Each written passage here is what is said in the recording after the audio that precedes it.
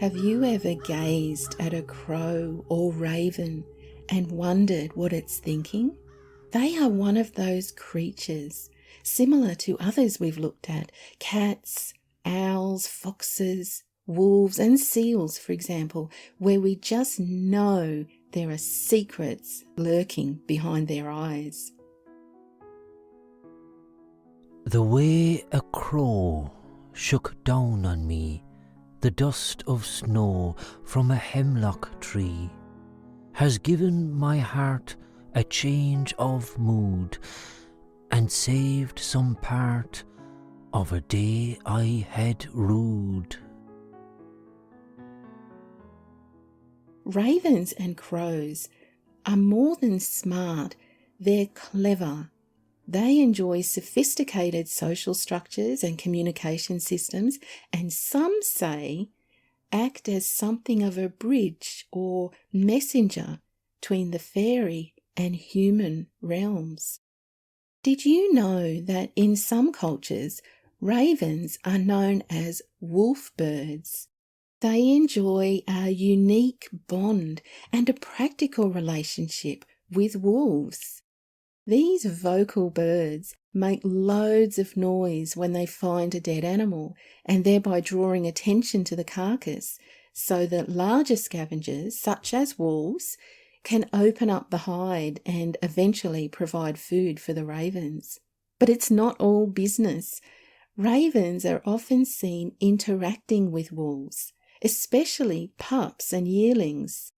They are not only known to grab sticks and play tug-of-war with wolf puppies, but to fly over young wolves with sticks and to tease them into jumping up to grab the sticks. Individual ravens develop special bonds with individual wolves within a pack. So we can see that there is much going on between these two polar different creatures, yet they find ways to not only communicate, but also form an affectionate bond. So we know that we are talking about not only highly intelligent and problem-solving birds, but sociable and emotional creatures too. There is a beautiful spiritual element to crows and ravens, but unfortunately, at least in my opinion, they are so often considered to be unlucky or even evil. If ravens come cawing about a house, it is a sure sign of death, for the raven is Satan's own bird. Yet beware of killing it, for it has 3 drops of the devil's blood in its little body, and ill luck ever goes with it and follows it. That description of ravens came from the book Ancient Legends, Mystic Charms and Superstitions of Ireland by Lady Wilde, published in 1877, and it makes it clear just how terrified people were of these birds. One of the reasons people may have been so wary or fearful of crows and ravens was their association with the fairies. There are many tales of these birds not only dwelling at or in well-known fairy haunts, such as fairy forts, hills, and in sacred trees, but of them actively guarding these places too. And of course, like deer banshee, of appearing to alert humans of an impending death. When we think of the wolves and the ravens, it's easy to see their bond as a mutually beneficial one in a practical sense. But this doesn't explain their friendship, if you like, their emotional or spiritual bond. And this is where I think we need to look for the connection between crows and the good folk. Sure, it's possible they do have some mutually beneficial arrangement where one facilitates some functional purpose for the other and vice versa. Perhaps the fairy do something for the crow. We can only guess what that might be. Perhaps they groom them, or keep them safe, or direct them towards food, or perhaps the fairy entertain them. And in return, is it possible that the crow and the raven join the fairy on some of their adventures, or in their vocation?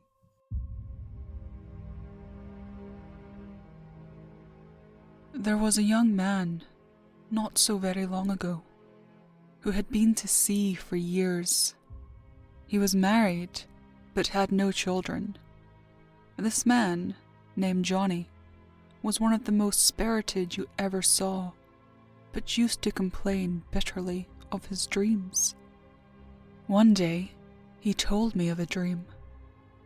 All at once, last Sunday, I was up in air, and I saw the vessel I was going in at great speed, making for a mountain. And I tried as hard as I could to keep her from the mountain. I don't believe I was asleep at all. I could see it so plainly. I went along in the air, looking at 7 black crows all the time. I got dizzy, and the vessel seemed to lower onto the earth. The vessel lowered within a few 100 feet of the earth, and I saw what I thought were fairies. I thought I had been there for days. In truth, it seemed to me I had been up there for 3 days, and that I could hear fairies with mournful sounds drawing a coffin. I watched and watched, and saw 7 crows on the coffin. It seemed as if they were going to bury someone. Whilst the coffin was going, the 7 crows flew up and burst, and the heavens were illuminated more strongly than by the sun. Then I lost sight of the fairies, but saw some big giants in white walking about. And all at once, I was in total darkness, but I could hear things flapping about, flying through the air. Then I saw the moon rising, and all the stars, and all sorts of objects flying through the air. And one came to me, and put his hand upon my shoulder, saying, "Prepare to meet us tomorrow." After that, everything went dark again. The first thing I knew, I was in a ship steering, and the 7 black crows were in front of me. I had a great trouble to steer my vessel, and as I went on, the vessel struck a steeple and exploded, and I awoke. Whereupon I jumped out of bed, looking very pale. I left him on the beach at 11:30 after he told me this, and he went on home. When he got home that day, he could see 7 black crows on his house. Other people could see the crows, but not count them. He saw them all, perched head on. He went into the house and said to his wife, "There is something in these crows, Jane. See them on the roof." She cried out, ran outside and looked, but could not count the 7 crows. After that, he didn't seem to be himself. No, there was nothing the matter with him. A week afterwards, I went out on the Sunday morning after breakfast, and there was a seat on the bench, and on it sat this man, Johnny, and another man. "Why, Johnny, you look very pale," I said. "Do I?" he said. "Yes, indeed you do," I replied. "Well, I don't know. I have such bad dreams." "What will they have been then?" I asked. "That I was in a full-rigged ship, with all sails set. I was all alone, but could see nothing. Only 7 black crows." That same day, when he went home, he said to his wife, "Ah, Jane, there is something coming over me." Then he fell down, dead. That tale from Wales shows us how the man who had the dreams or premonitions of the fairies and the crows was the only person who was able to see the crows clearly. Those around him took the crows as a bad omen, sure enough, and it was clear it was he that they'd come for. Did these visions drive him to madness and ultimately death? Or were they a harbinger of his predestined passing? Well, a little change of pace now. From County Louth comes this tale which shows us that sometimes the crow, while undertaking its role as messenger, is not indifferent to those that they are tasked to warn. 3 men were digging turf in a bog, and every day at dinner time a crow would come to pick the crumbs after the men. One day, while they were eating their dinner, the crow came up to the men. So one man gave the crow a piece of bread. The crow came back again and took his hat. So the man went after the crow to get his hat back. And while the man was running after the crow, the bank fell in, and the other 2 men were drowned. The crow saved the life of the man that was good to him. Another inspiring example there of the intelligence and also the capacity for compassion of the crow. Who knows, perhaps the other 2 men, those who perished, were so fearful of the crow's reputation, and that's why they didn't interact with it as the surviving man did.